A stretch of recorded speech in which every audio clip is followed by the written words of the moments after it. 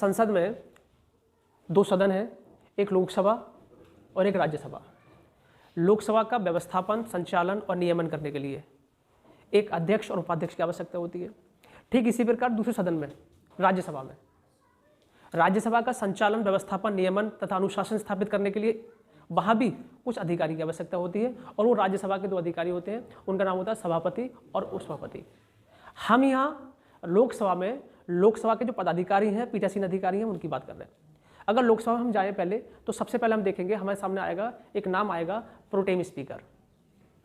और pro tem speaker नवगठित या नवनिर्वाचित लोकसभा में उसका रोल क्या है, हम ये देखेंगे। तो हमारे सामने सबसे पहले क्या आ रहा है? सबसे पहले आ रहा है एक शब्द आ रहा है pro tem speaker. Pro tem speaker, pro tem speaker को हम अस्थायी अध्यक्ष भी बोलते हैं। अस्थायी अध्यक्ष, इसका काम ये टेम्पोररी होता है, इसे प्रोटेम, ठीक है, प्रोटेम स्पीकर का मतलब है अस्थायी अध्यक्ष, अर्थात टेम्पोररी, जो परमानेंट नहीं आया है, ये कुछ समय के लिए आया है। ये क्या करेगा? जो नवनिर्वाचित लोकसभा आएगी, इस नवनिर्वाचित लोकसभा को संगठित करवाएगा, इसे व्यवस्थित कराएगा, ये इसका काम होगा। इसकी नियुक्ति प्रोटेम स्पीकर की, अगर नियुक्ति की बात हम करें तो नियुक्ति कौन करेगा? राष्ट्रपति करेगा, राष्ट्रपति करेगा। इसकी नियुक्ति राष्ट्रपति ने करी, किस उद्देश्य से? ताकि नई लोकसभा का गठन कर सके, ताकि नई लोकसभा के सदस्यों को शपथ दिला सके। तो इसका जो कार्य होगा वो क्या कार्य होगा? नई लोकसभा सदस्यों को शपथ दिलाना। देख रहे हैं? शपथ दिलाना, ये इसका कार्य होगा। नई लोकसभा के सदस्यों को शपथ दिलाना, उन्हें परमानेंट सदस्य के रूप में स्थापित करना। एक बात हो गई। दूसरी बात, यहीं पर इसी के होते हुए, इसी के रहते हुए इस लोकसभा के 2 अधिकारी भी निर्वाचित होंगे, और एक का नाम होगा लोकसभा अध्यक्ष और दूसरे का नाम होगा उपाध्यक्ष। ये देखिए, एक अध्यक्ष होगा, एक उपाध्यक्ष होगा। ये जो अध्यक्ष और उपाध्यक्ष है, ये कहां से होंगे? ये दोनों लोकसभा के सदस्य होंगे, लोकसभा के सदस्य होंगे। और प्रोटेम स्पीकर ने एज ए सदस्य इन्हें स्थापित कर दिया है, इन्हें शपथ भी दिला दी है, ये भी याद रखेंगे। तो लोकसभा अध्यक्ष उपाध्यक्ष कहां से निकल कर आ रहे हैं? लोकसभा के सदस्यों में से ही निकल कर आ रहे हैं। लोकसभा के सदस्य में जो वरिष्ठ लोग होंगे उन्हें हम निकाल कर ला रहे हैं, और उन 2 को प्रोटेम स्पीकर एक व्यवस्था के तहत उनका निर्वाचन करवाएगा। इसलिए ये दोनों पद कैसे होंगे? दोनों पद निर्वाचित होंगे, इलेक्टेड होंगे, इनका इलेक्शन होता है, ठीक है। तो दोनों पद कैसे होंगे? दोनों पद निर्वाचित होंगे, निर्वाचित पद होंगे। अब दूसरी बात, अब निर्वाचन हो गया। निर्वाचन होने के बाद नेक्स्ट देखिए, अब आप सोच कर देखिए, क्या अध्यक्ष और उपाध्यक्ष शपथ लेंगे? तो याद रखना, शपथ की अगर बात आए तो हम लिख देंगे नो, नहीं, ये शपथ नहीं लेता। क्यों? क्योंकि ये पहले ही लोकसभा के सदस्य के रूप में प्रोटेम स्पीकर के द्वारा शपथ ले चुके हैं, इसलिए पुनः शपथ का कोई प्रावधान नहीं है। तो शपथ का प्रावधान है इनका कार्यकाल। कार्यकाल कितना है? कार्यकाल, तो कार्यकाल की अगर बात करें ना हम, तो आप ये देखिए, नॉर्मल अगर हम ये बोले तो लोकसभा के कार्यकाल के अनुरूप इनका कार्यकाल होता है। क्या लिखेंगे? लोकसभा के अनुरूप इनका कार्यकाल। इसका मतलब क्या हो गया? लोकसभा कार्यकाल कितना? 5 वर्ष। तो अध्यक्ष और उपाध्यक्ष का कार्यकाल कितना? 5 वर्ष। अगर लोकसभा विघटित हो जाए तो अध्यक्ष का पद रिक्त नहीं होगा। अध्यक्ष का पद कब तक रहेगा? जब तक नई लोकसभा, नवनिर्वाचित लोकसभा अस्तित्व में ना आ जाए और प्रोटेम स्पीकर क्या ना कर ले, उस नहीं प्रोटेम स्पीकर उसका स्थान न ले ले। तो प्रोटेम स्पीकर, या ऐसे बोलेंगे लोकसभा अध्यक्ष नवनिर्वाचित लोकसभा की प्रथम बैठक तक पद धारण करता है। ठीक है। समय से पूर्व भी क्या हो सकता है? पद रिक्त हो सकता है। पद रिक्त समय से पहले क्या हो सकता है? उसकी मृत्यु हो जाए। क्या हो सकता है?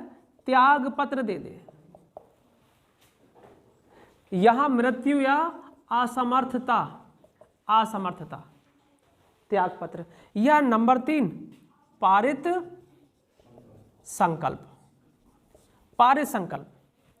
3 पॉइंट ऐसे हैं ये जिनमें वो समय से पहले हट सकता है। अब बात आती है त्यागपत्र। तो त्यागपत्र कौन किसे देगा? त्यागपत्र कौन किसे देगा? तो इसका क्या कर ले रहे हैं हम? इसका यहां लिख लेते हैं अध्यक्ष, और यहां क्या लिख रहे हैं? उपाध्यक्ष। अब आप देखिए 2 शब्द आ गए हमारे सामने, 2 पद आ गए। अध्यक्ष रिजाइन किसे करेगा और उपाध्यक्ष अपना त्यागपत्र किसे देगा? अर्थात ये एक दूसरे को त्यागपत्र देते हैं। तो क्या लिख सकते हैं यहां पर? त्यागपत्र। ये अध्यक्ष उपाध्यक्ष को, उपाध्यक्ष अध्यक्ष को। त्यागपत्र की बात हो गई, कौन किसे त्यागपत्र दे रहा है। उसके बाद देखिए, अब इन दोनों दशाओं में समय से पहले, इसमें भी समय से पहले, इन तीनों दशाओं में मैं बाद में बात करूंगा, एक साथ बात करूंगा। तो यहां पर संकल्प पारित होने की बात कर रहे हैं हम। लेकिन इन तीनों दशाओं में क्या हो रहा है? इन तीनों दशाओं में समय से पहले क्या हो रहा है? अक्षय, समय से पहले क्या हो रहा है? पद रिक्त हो रहा है। अगर समय से पहले अध्यक्ष या उपाध्यक्ष का पद रिक्त हो जाए तो क्या करेंगे हम? पुनः लोकसभा के सदस्यों के बीच से फिर अध्यक्ष या उपाध्यक्ष जो भी पद रिक्त है उसके लिए पुनः निर्वाचन होगा और नया व्यक्ति आ जाएगा। बात क्लियर हो गई? उसके बाद देखिए, अर्थात पुनः उसका निर्वाचन होगा। अब बात करते हैं हम किसकी? यहां पर पारित संकल्प क्या है ये, अर्थात लोकसभा अध्यक्ष को हटाने का प्रोसेस क्या है, हम इसकी बात करेंगे। देखिए यहां पद रिक्त होना और अनुपस्थित होना में भी हम अंतर देखेंगे।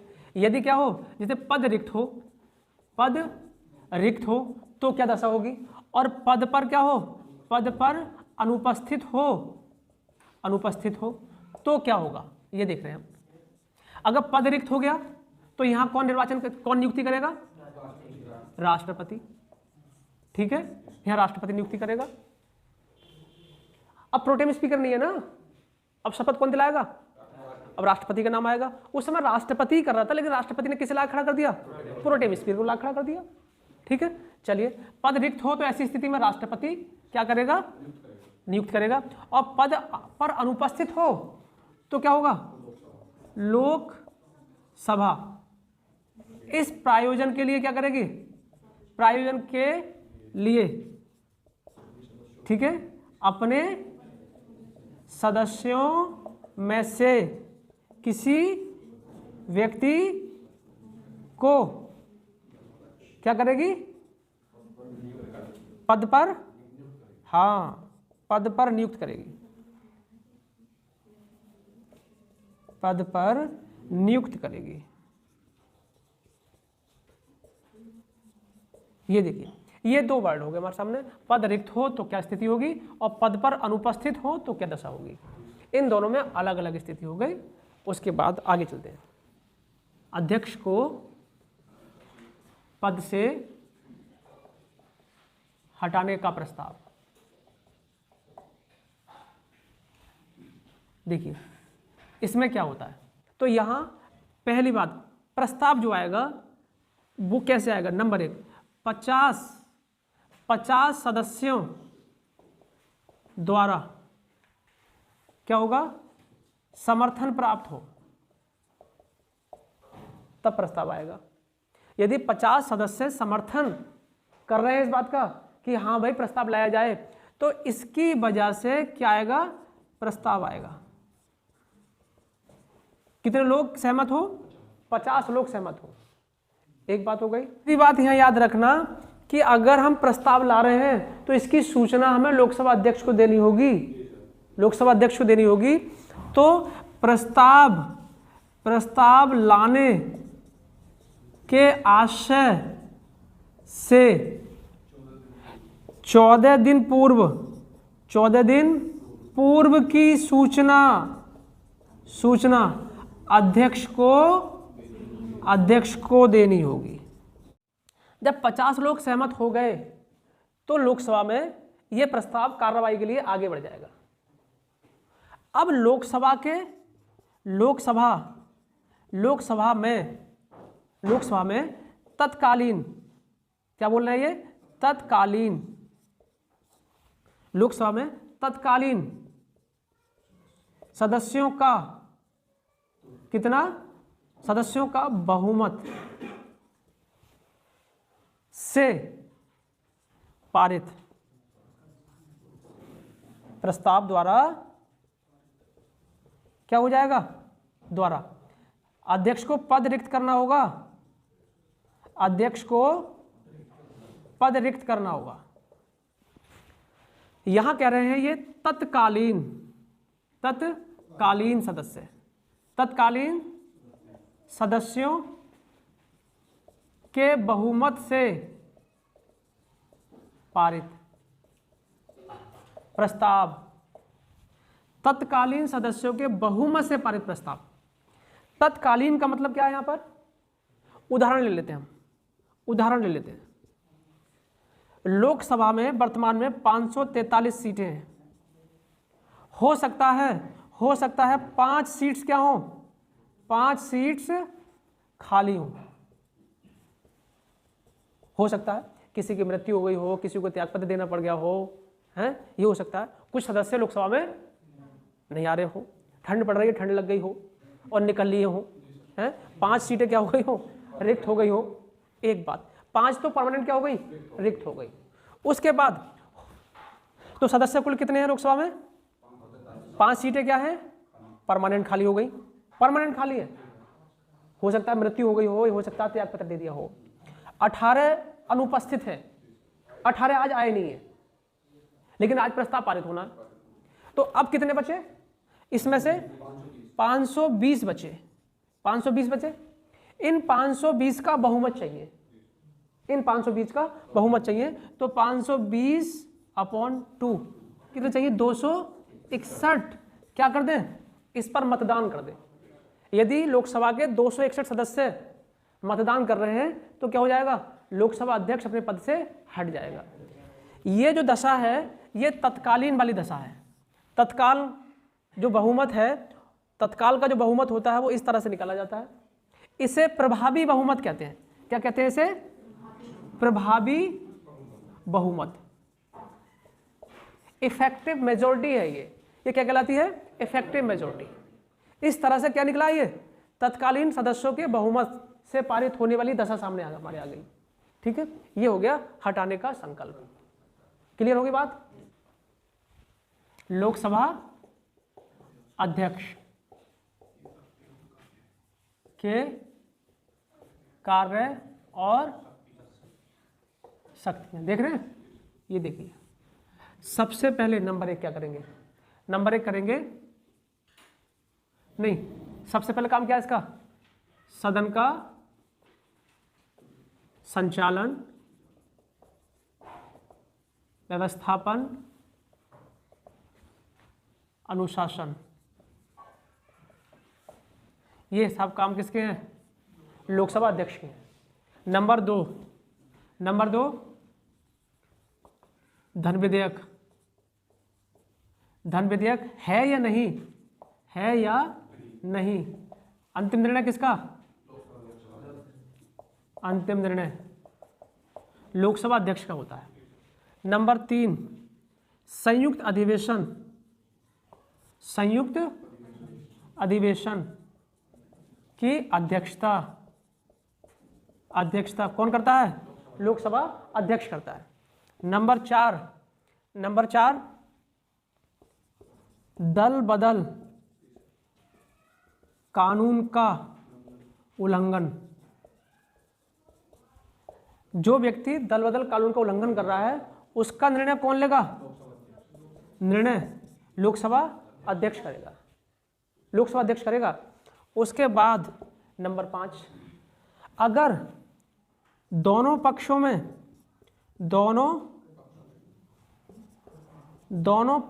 में मत बराबर हो जाए, बराबर होने पर क्या करता है वो? निर्णायक मतदान करता है।